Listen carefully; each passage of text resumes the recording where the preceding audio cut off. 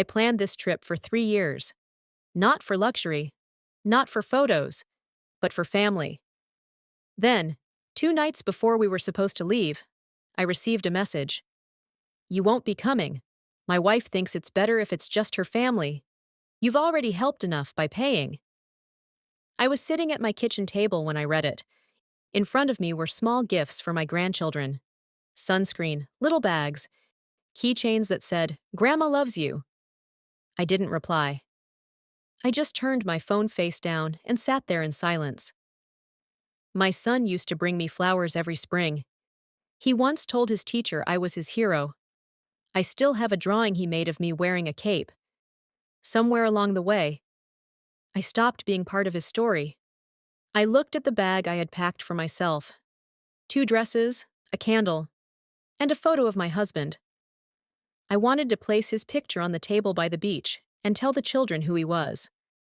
That moment was never meant for me. I paid for everything: the flights, the villa, the cars, the trips. And in that moment, I understood something painful. I wasn't family, I was funding. For 3 years, I saved quietly. I skipped small comforts. I worked late nights. I lowered the heat and wore extra socks. Every dollar had one purpose, one memory. My finger hovered over one button: freeze account. I didn't cry, I didn't scream, I clicked. At the airport, the card stopped working. Plans fell apart. My phone started ringing. I didn't answer. Because silence is not weakness. Silence is clarity.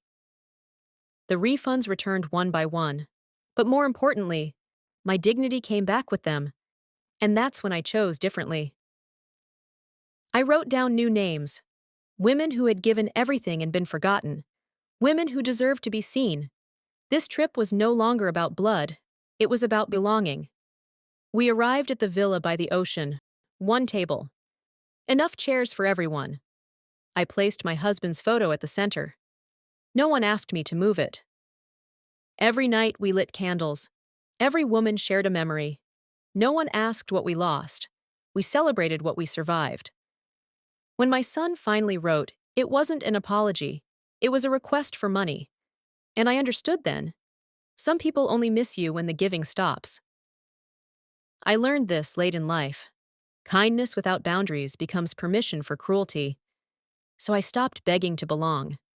I built my own table, and this time, everyone sitting there belongs.